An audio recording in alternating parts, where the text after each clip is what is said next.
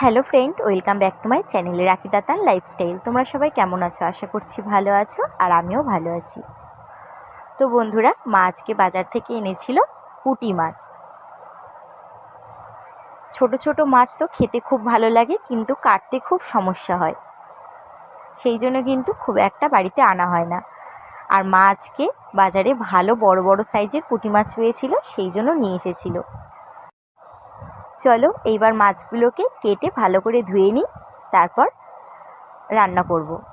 আর আজকের রেসিপিটা হচ্ছে পুঁটি মাছ দিয়ে টক, মানে তেঁতুল দিয়ে পুঁটি মাছ দিয়ে টক। পুরো ভিডিওটা অবশ্যই দেখো, আশা করি ভালো লাগবে।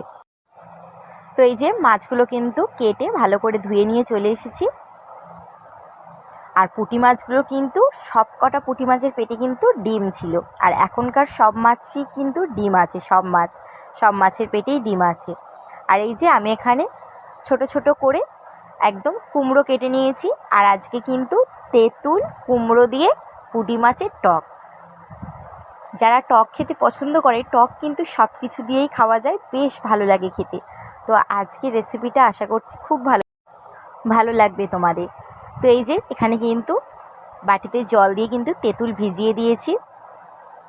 আর আজকে টকের জন্য কিন্তু সর্ষেও লাগবে। যে কোনো কিছু টক করলে কিন্তু তেঁতুল থাকলে সেই টকে কিন্তু সর্ষে বেশ ভালো। এরপর কিন্তু মা মাছগুলোকে প্রথমে ভেজে নেবে, সেই জন্য মাছ প্রথমে লবণ আর হলুদ ভালো করে মাখিয়ে নেবে।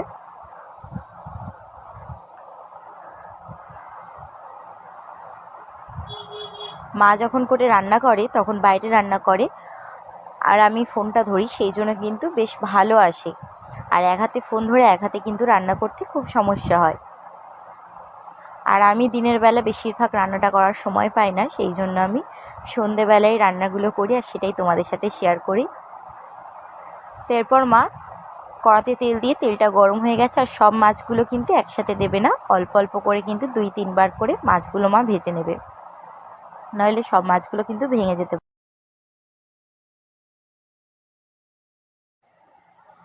পুঁটি মাছগুলো মা লাল লাল করে ভেজে নিয়েছে।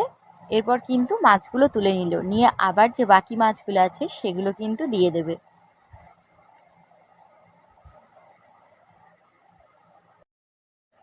সব পুঁটি মাছগুলো কিন্তু মা ভেজে তুলে নিয়েছে। আর যে কোনো মাছ ভাজা কিন্তু আমার খেতে বেশ ভালো লাগে, তরকারির থেকে ভাজা মাছটা আমি বেশি পছন্দ করি। সেই জন্য কিন্তু পুঁটি মাছটা দেখেই ভাবছিলাম যে ভাজা কখন খাবো, আর খেয়েও নিয়েছি অলরেডি।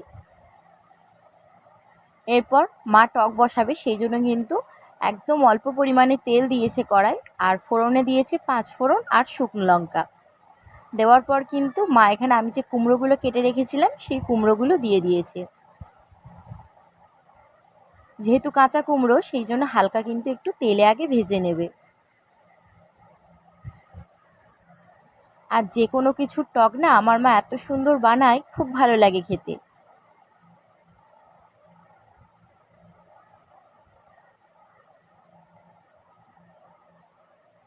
কুমড়োটা কিন্তু হালকা ভেজে নিয়েছে। এরপর কিন্তু মা জল দিয়ে দিল। তোমরা টকের যেমন ঝোল রাখতে চাও সেই মতো জলটা দিও। এখানে কিন্তু মা প্রথমে তেঁতুলটা দিল না, কারণ তেঁতুল যদি আগে দিয়ে দিত তাহলে কিন্তু কুমড়োগুলো সেদ্ধ হতো না। সেই জন্যে প্রথমে মা কুমড়োগুলো তেলে ভেজে জল দিয়ে দিল।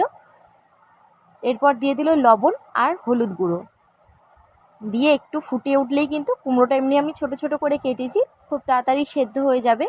এরপর কিন্তু মা ঢাকা দিয়ে রেখে দেবে কুমড়োটা সেদ্ধ হওয়ার জন্য। কুমড়োটা কিন্তু ফুটে উঠতেই কিন্তু মা ঢাকনাটা খুলে নিয়েছে। এরপর যে আমি তেঁতুলটা ভিজিয়ে রেখেছিলাম সেটা কিন্তু মা ভালো করে হাত দিয়ে কিন্তু একটু চটকে নিচ্ছে। আর কুমড়োগুলো কিন্তু সেদ্ধ হয়ে গেছে, কারণ আমি ছোট ছোট করে কেটেছিলাম সেই জন্য। এরপর কিন্তু তেঁতুল জলটা মা ছেঁকে শুধু জলটা দিয়ে দিল।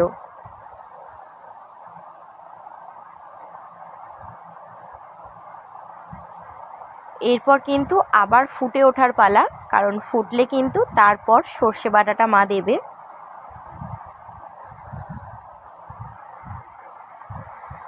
তো এই যে ফুটে উঠেছে, এরপর আমি যে সর্ষেটা বেটে রেখেছিলাম সেই সর্ষে বাটাটা মা দিয়ে দিল। আর তেঁতুল দিয়ে টক, তেঁতুল কেন, কাঁচা আম দিয়েও যদি টক হয় না, সর্ষে বাটাটা খুব ভালো লাগে, মানে সর্ষে বাটাটা দিলে না টকটা একদম জমে যায়। এরপর মা দিয়ে দিল সামান্য একটু চিনি। চিনিটা দিলে তো টকের ব্যালেন্সটা ঠিকঠাক হয়। এরপর ভেজে রাখা পুঁটি মাছগুলো মা দিয়ে দিল। আর টকটা হতে কিন্তু খুব বেশি সময় লাগে না, খুব তাড়াতাড়ি হয়ে যায়। পুঁটি মাছটা দেওয়ার পর কিন্তু টকটা খুব ভালো করে ফুটে উঠলেই কিন্তু একদম রেডি হয়ে যাবে। এই যে টকটা একদম রেডি হয়ে গেছে, এবার শুধু খাওয়ার পালা। তেঁতুল দেখলে জিভেতে এমনিতেই জল চলে আসে, তার উপরে যদি হয় আবার এরকম টক,